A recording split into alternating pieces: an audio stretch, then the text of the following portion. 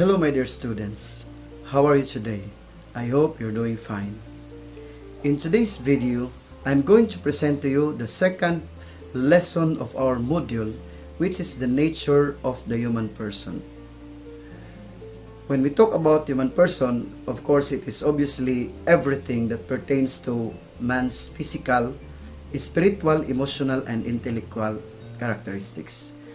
Of course, there are many definitions of human person based on different perspectives. According to Aristotle and Boethius, describe man as a rational being. A rational being means a person is able to know, reason out, and of course apply what he knows. Man is also called a social being because he is always part of the community where he will be able to socialize. Nature na yan ng tao. Araw-araw tayo nakikipag-socialize tayo sa ibang tao. Sabi nga ng isang sociology book, socialization starts at birth and ends at death. So, mula pa nung tayo isinila, nakikipag-socialize na tayo hanggang sa ating paghinga, hanggang sa ating kamatayan. Yan ang pinaka-last part na nakikipag-socialize tayo. Theologians describe a human person is a substance of physical and spiritual. Spiritual in nature because man has a soul and is created by a superior being with a divine purpose. Sino ba itong superior being na sinasabi natin? Of course, ito yung ating Panginoon na siyang may gawa at may likha ng buong sanlibutan. Kasama na doon ang lahat ng mga tao, lahat ng mga creation sa universe. So, physical in nature because a person is created with body. No? Ito, yung katawan natin. And faculty, ito, that correspond to his relationship with society.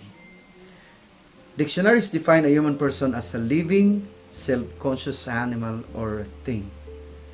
So, kung titingnan natin, ginawa tayo na may physical na aspect at saka spiritual na aspect. Tinatawag ito sa philosophy na embodied spirit.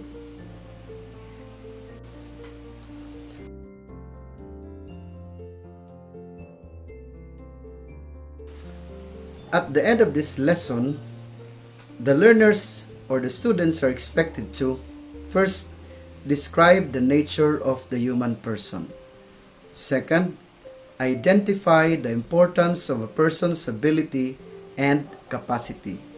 And third, describe person's unique qualities to make him or her a productive social being.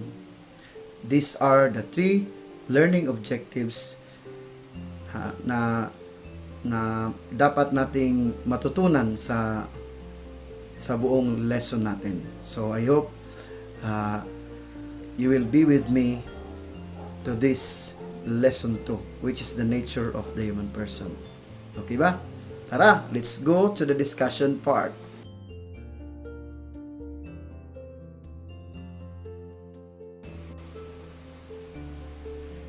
Human person is considered as the most special creation of this wide world that we lived in. Naniniwala ba tayo na tayo ay pinaka-special na ginawa ng ating may likha? What makes the person special is that he possesses many characteristics that no other creations have. These characteristics will enable us to fully understand the world, its people, and the environment. To fully understand the meaning of a person, let us first re-evaluate and understand the characteristics of a person. So, there are 5 characteristics of a person. First, we have rational. Every person is considered by philosophers as a rational being. Alam naman natin yung sinasabi nating rational being, tayo ay we have these characteristics, no? Characteristics to reason out, know how to defend ourselves, know how to see things, know how to understand things. He or she has the ability to understand right from wrong, good from evil, moral from immoral. And as a rational being, he or she is free to think and has the capacity to reason out well. So kung titingnan natin, ito yung isa sa pinakamagandang characteristics na mayroon tayo. Kasi malalaman natin kung ano ang tama at kung ano ang mali, no? O sa mabuti o sa hindi mabuti, o yung moral at saka immoral. No? Isa sa mga pinaka mahalagang characteristics ng isang tao. Pangalawa, ito yung tinatawag natin na free. Every human person is free or being born free. A person has all the freedom to do and not to do certain things. But of course, not to the extent of doing harm to others. Malaya tayo. Malaya tayong gawin kung anong gusto natin gawin. Mula nung tayo isinilang, tayo ay malaya. Of course, not to the extent of doing harm to others. Hindi tayo pwedeng pwedeng mag-harm sa ibang tao. In this world, we are born free, but there are certain norms that needs to be followed. Why? This is to prevent chaos. Every nation has its own law that governs the people. No? So ito yung mga norms natin na kailangang i-follow para maiiwasan natin yung kaguluhan. At dito sa bansa natin, mayroon tayong tinatawag na mga laws of the land. These laws of the land governs the people. Ito yung batayan natin sa bansa natin. Ito yung batayan natin sa buhay natin. Ito yung batayan natin upang gumawa tayo ng kabutihan sa ating kapwa. Ito yung batas na nagpiprevent sa isang tao na gumawa ng hindi mabuti sa ibang tao. Every nation has its own law that governs the people. Mayroon din tayo dito sa Pilipinas. Though we are free, but our freedom is not absolute. We are all subject to mandated laws and norms that protects us from any forms of harm. Anong mangyayari sa ating bansa, sa ating komunidad, kapag wala tayong batas na sinusunod? Magkakaroon tayo ng isang kaguluhan. There's a possibility that somebody will rule, somebody will kill, somebody will defend, and somebody will protect himself. Iba't ibang paraan ang gagawin para lang makaiwas sa gulo. Yan ang hindi maganda sa isang bansa na absolute o sa isang bayan na absolute yung freedom. Kaya mayroon tayong mga batas sa ating bansa na kailangan natin tuparin, kailangan natin sundin, kailangan natin ipatupad, at may gobyerno tayong nagpapatupad sa ating batas. Every time na gumagawa tayo ng hindi mabuti sa ating kapwa, mayroong mga consequences yan. Mayroong mga punishments yan. Kaya, Diyan natin nasasabi na hindi absolute, no? Kasi hindi ka pwedeng gumawa ng hindi mabuti sa iyong kapwa. What are the things that best for you to do is, of course, to do things na yung makakabuti para sa iyo, sa pamilya mo, at sa bayan. Yan ang pinaka-best way na magagawa mo as a person with these free characteristics. The next characteristics is what we call human person is unique. So, do you believe in that? Every person is unique. No two persons are the same. Even if you have a twin, there is always uniqueness between each of you. People may have the same characteristics and features, but no two persons are the same because we have different perceptions in life. Mayroon tayong mga nakikita dyang identical twins. Kung titingnan natin, talagang magkapareho. Hindi natin malalaman kung sino si Juan o si Pedro sa kanilang dalawa. Pero kung titingnan natin, kung tatanungin natin sila, yung bawat isa sa kanila, kung titingnan natin, mayroon talaga silang kaibahan. Pag natanong natin sila, yung mga perceptions in life nila, hindi talaga magkapareho. Mayroon akong kakilala, marami akong kakilala, may estudyante akong nakambal, magkapareho talaga ng mukha. Physical features talagang magkapareho. Mayroon akong magkakilalang dalawang pari na kambal, parehong-pareho. Meron din akong mga choirs na kambal din, parehong-pareho talaga. Pero kahit pareho man sila sa physical features nila, nung natanong ko na sila, isa-isa sa kanila, nakikita ko yung kaibahan. Iba-iba talaga yung kanilang tinatawag na perceptions in life. Kaya magkaiba, every person is unique. Number 4 is, human person is a social being. Naniniwala ba tayo na social being tayo? Of course, every person is in and of itself a social being.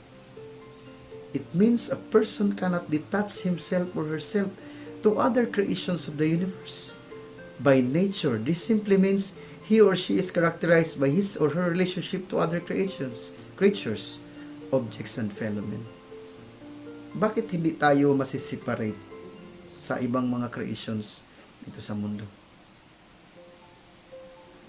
Bakit? Kagaya na lang halimbawa ng environment natin, yung kalikasan. Pag na-detach natin yung sarili natin sa kalikasan, ano mangyayari sa atin?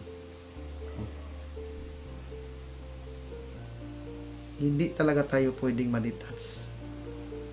Kahit sa ibang tao. Sabi nga nila, no man is an island.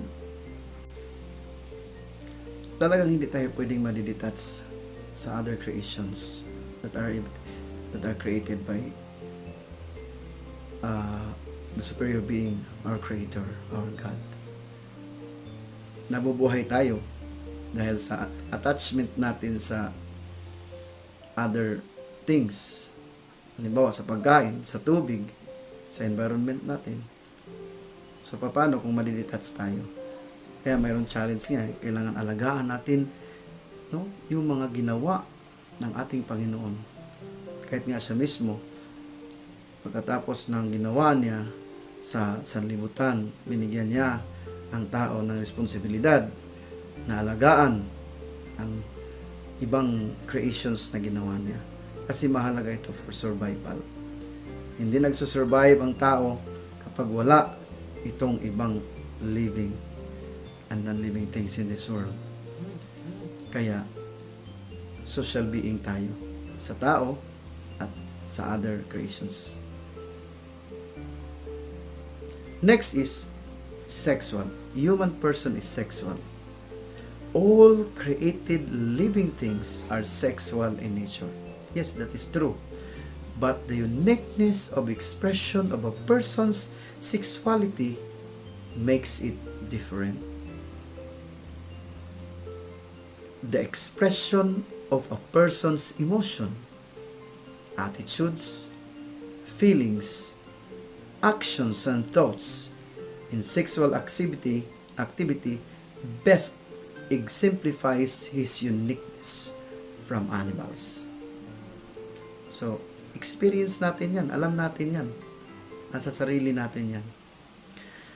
Considering the characteristics and their definitions given above, it can be deduced that a human person is the ultimate expression of the Supreme Being that has the freedom, capacity, and ability to reason, reflect, and relate to his coexistence. Human existence is valuable. So we have to appreciate creation and make this life sustainable, productive, and can help build change and make a difference. Next here is we have core and related values. So we divided it with dimension and values. So for human person as self, sa dimension, meron tayong tinatawag na physical, intellectual, moral, and spiritual. Sa human person in community naman, meron tayong tinatawag na economic and political dito sa dimension. At dito naman sa human person as self, sa values na part, yung physical, of course, tinitingnan natin yung health. So, yung physical fitness, yung cleanliness, harmony with the material things, yung beauty at saka yung art. For intellectual, yung sa dimension natin, dito sa values, truth, knowledge, creative, and critical thinking. Yan naman yung sa intellectual. Yung sa moral naman na aspect, dito sa values na side, tinatawag nating love. So kasama doon ang integrity, honesty, self-worth, and self-esteem, of course, personal discipline, kasama din yan. And for spiritual, of course, sa values, mayroon tayong tinatawag na spirituality, faith in God. Diyan tayo nabubuhay sa ating paniniwala sa buong may kapal, Yan ang human person as self. For human person in community, sa kanyang dimension, mayroong dalawang dimension yan, may political at saka sa economical. So yung sa economic na dimension, of course, yung values niya, economic efficiency, no? Yung tinatawag nating thrift, conservation of resources, yung work ethics natin, yung self-reliance natin, yung productivity natin, scientific technological knowledge, vocational efficiency, and entrepreneurship. So kasama yan sa mga values sa human person and community. Sa political naman, meron tayong tinatawag na nationalism sa values. Common identity, national unity, esteem of national heroes, commitment, civic consciousness, no? Yung pride, meron tayong bayanihan, solidarity, loyalty to country. Meron din tayong global solidarity, yung international understanding and cooperation. Sa human person in the community, ito yung titingnan natin, no? As a guide. Titingnan natin as a guide. Ano yung mga core and related values. So, kaya naman siguro natin at saka nakikita naman natin at saka yung ibang part, dyan na tayo nabubuhay. For biblical views, Saint Thomas Aquinas provided us his idea that there is a superior being who commands everything that exists in this universe. This is in line with this idea on 5 proofs of God's existence. He is the superior being who created the universe and all its living and non-living things. With all creations, human person was created last and considered as the most special created or creation he created, because man was created by God's image and likeness. So this is based on the first chapter of the book of Genesis. Man was designated as the caretaker of the universe or the world, and he has also the privilege to use all creations for good.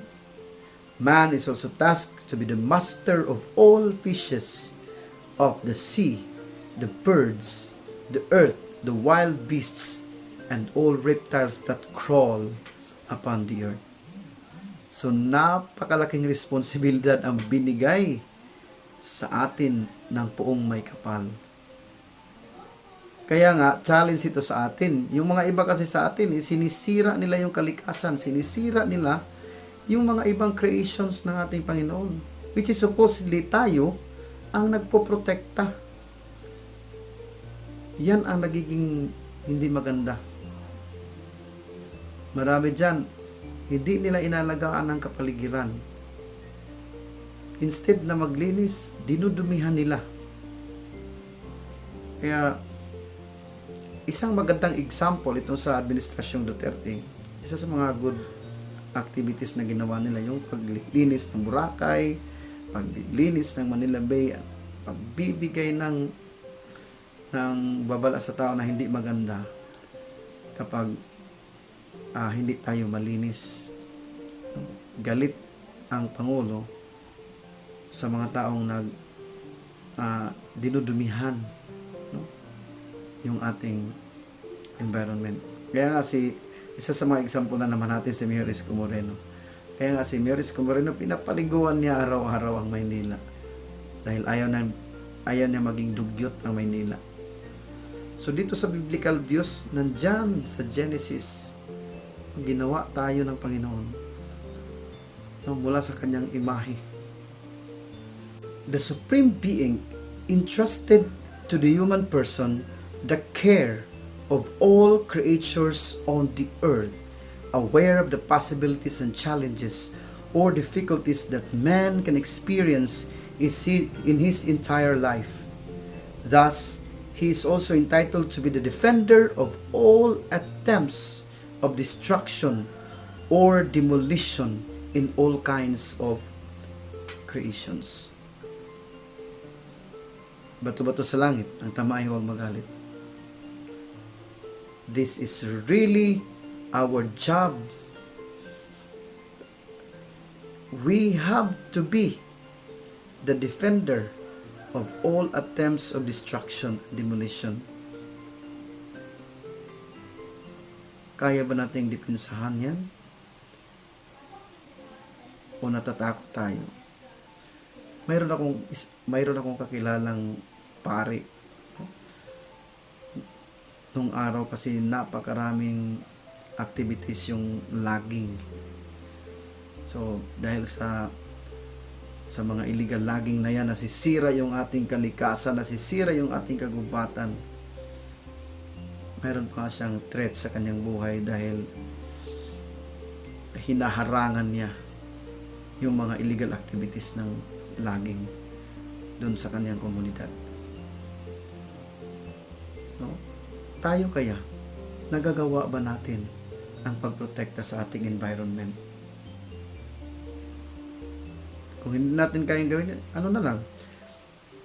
O ganito na lang, kaya ba nating magtanim ng mga punong kahoy para sa magandang kinabukasan, para mayroon pang mga kahoy o para hindi mawala yung mga kahoy natin sa kagubatan dahil may bagong uusbong, may mga itinanim tayong punong kahoy na uusbong pagdating ng araw. Kahit sa ganyang maliliit na bagay, nakakatulong tayo. So as caretakers of this universe, we have to take good care. We have to protect all God's creations. Ito yung ano natin kasama sa ating responsibilidad habang tayo nabubuhay dito sa mundong ito. Part ito sa nature ng tao. So, pwede na lang kung tayo kung magiging lazy tayo, hindi talaga na magagampanan ng tungkulin natin na magiging caretaker sa ating mundo, magiging caretaker sa ating kalikasan and all other creations that God has ever made. Next, we have here the essence of a person. Understanding the essence and character of a person is significant. This will enable us to understand how humans act and how they going to use their attributes to survive, sustain their living conditions, and to integrate themselves to the community where they belong. There is also a need in understanding the character and the definition of a person. The next question would be, how are we going to maximize these characteristics to be able to create a positive result? So there are several guiding principles in realizing a person's competence and ability. The totality of the person is best explored in the field of humanistic psychology. This study theorized that a person's behavior and relationship with others is shaped by his inner feelings and self-image. So, one of the foundation of humanistic psychology is Abraham Maslow and his theory on the hierarchy of needs. Alam niyo po ba yung hierarchy of needs? So I will discuss it to you. The hierarchy of needs has 5 levels according to Maslow. Namely, physiological level, safety, social and belongingness, esteem, and self-actualization. So we have to first discuss the physiological level. Every person has biological needs, and these are food, water, clothing, and shelter. These needs are the primary reason for survival. If these needs will not be granted, the person will surely find ways to satisfy him. It may be in the form of deviance or divines. So, tingnan natin, maraming sa atin yung mga tao na wala talaga sila hanggang sa ganito, kaya nagkakaroon ng krimen. Kasi gumagawa sila ng krimen. Bakit? Dahil kailangan nilang kumain. Gutom sila. Kailangan nila ng pagkain. Sa panahon nga ngayon, sa panahon ng pandemic, napakarami mga tao talaga ang naghirap. Bakit? Dahil wala silang trabaho, wala silang mapagkukunan ng budget para sa pagkain. Pero naniniwala tayo na mayroon pa rin pag-asa. Kaya, lakasan lang ng loob yan. Lumalaban pa rin tayo. Iba kasi tayo mga Pilipino, lumalaban tayo kahit sa hirap at sa unos ng buhay. But still, ito yung physiological needs. Kailangan talaga ito ng tao for survival. Without this, we cannot survive. Mind you, that is true. Second is safety. Living secured is very essential to human lives, of course. No? Marami nga sa ating mga kababayan, gumagawa sila ng bakod para ma-secure sila. Minsan naglalagay sila ng mga ibang security features sa kanilang bahay para ma-secure sila. Human person always particular with security. No? It may be economic security, protection from physical and emotional harm, or a life that is healthy. That is why every nations of the world provided a security measures to meet essential needs and safety for sound lifestyle. Alam natin yan. Next, we have social and belongingness. As the saying goes, no man is an island. Simply means that man by nature really need others to survive. As man is called a social being, it's already integrated to him or her that he or she really belongs to a certain community full of people. Another thing for social and belongingness, there is that sense of belongingness that is already in their blood. And with this, he or she can overcome loneliness, alienation, and isolation. With this, the desire for friendship, affection, and belonging can be active. Dito nga sa panahon ng COVID, pag nagkaroon tayo ng isang 14-day quarantine, napakalungkot talaga. Kasi hindi tayo sanay sa mga ganyan. We live a life, nabubuhay tayo sa mundo, na nakikipag-socialize tayo sa ibang tao. Mahirap para sa atin ang maging mag-isa. Nakikipag-socialize talaga tayo. Next, we have here esteem. There are 2 esteem needs. The self-esteem that includes achievement, mastery, confidence, and the esteem the person gets from others. This includes recognition, respect, attention, and etc. Kasama din sa experience natin yan. Ganyan din tayo minsan. When these needs are satisfied, the person feels self-confident and valuable as a person in the world. However, when these needs are not met, the person may feel inferior, weak, helpless, and worthless. Kasama sa hierarchy of needs yan. Na-experience natin yan araw-araw sa ating buhay. Next, we have self-actualization. It is the highest form of motivation. According to Maslow, describes this need as reaching the person's peak potential. No? So as discussed above, Maslow's theory pointed out that a person must satisfy first the other lower needs before he can actually realize his self-worth and potential. Accordingly, when lower needs are unmet, the person cannot fully devote himself to fulfilling his potentials. According to Bory in 1988, he theorized that self-actualization is the driving force of human personality. Thus, a person cannot appreciate intellectual and aesthetic learning when the person is hungry and his safety is difficult to obtain. No? Artistic and scientific endeavors do not flourish in society where people must struggle for food, safety, and shelter. The highest motive is self-actualization. Can only be fulfilled after all other needs are fulfilled. So, that is in accordance to Intro to Psychology, 10th edition by Atkinson, Smith Beam, page 525 sa kanilang libro.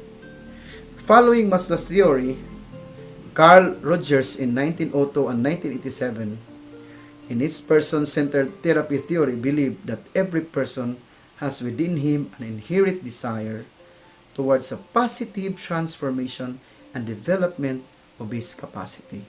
Furthermore, he came and believed that man is basically good and inherently possesses a seed of goodness no matter how imprudent his actions are. No? To mo nini? Naniniwala ba kayo dito? So, the theory of person-centered therapy of Carl Rogers explained that person are the only ones able to change the directions of their lives and which path to take. Nung araw, mga high school tayo, mga elementary tayo, sinasabi natin na yung bata na yan, walang pag-asa na yan. Pagdating ng araw, nakikita natin, siya pa yung, mas nakikita natin umangat. Kasi kahit nung araw, ganyan yung ugali niya, along the process, habang nag-mature ang tao, nakikita yung changes sa kanya. Kaya, tinatawag itong persons are not only ones able to change the direction of their persons are the only ones able to change the direction of their lives and which path to take. No? The therapist's role is to act as a sounding board while the person himself explores and analyzes his problem. That is still according to Intro to Psychology, 10th edition by Atkinson. In accordance with the view of Rogers' theory, the writer of this article personally believes that the therapists being referred to should not be restricted by psychologists only, but must also be identified with a person's environment and the people surrounding him. In other words, the role of our society should be a sounding board of our reflections in life to be able for the individual to realize his problem and create his own solutions to it. It is the individual who will eventually direct his own life and not the people around him. Sabi nga nila, tayo talaga ang gumagawa ng sarili nating istorya sa buhay. Tayo talaga gumagawa ng ating destiny sa buhay.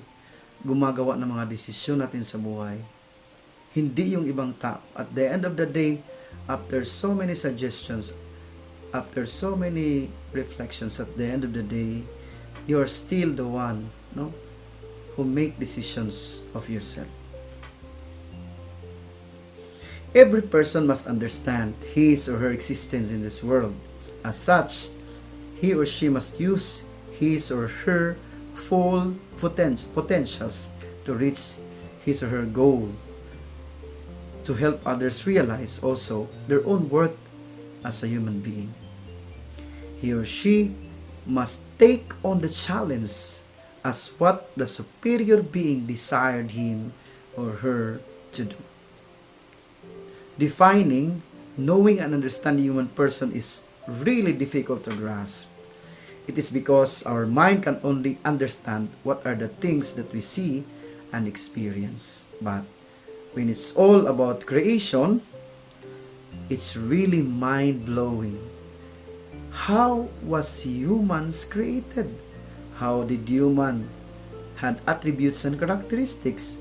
Why man needs to be socially belongs to others? And why humans have needs? These are all questions reflecting to this so-called creation. No? This might be difficult for us to understand or grasp.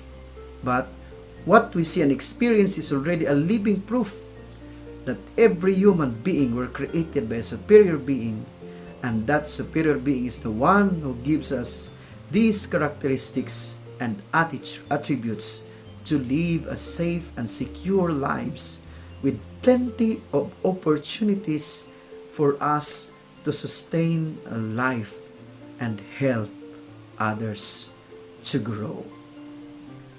That ends our lesson 2. I hope you have understood what are the things that we discuss from this video.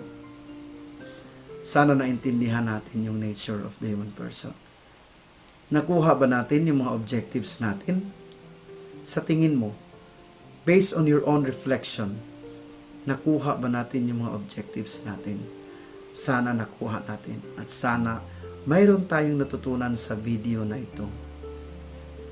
At sana ang video ito ay maging batayan o maging gabay natin sa ating buhay. Dahil sa araw-araw nating pamumuhay, tayo ay nakikipag-socialize sa ibang tao. At kung tayo nakikipag-socialize sa ibang tao, gawin natin ang mabuti para sa ating kapwa. Do not do harm to others. Secondly, on the other side, we have a responsibility as a living creature, as a special living creature ever created by the superior being or God, that we have to take good care of all His creations in this universe. Ikaw, ako, tayong lahat, this is our responsibility. I hope you have enjoyed this lesson. Thank you. God bless you all.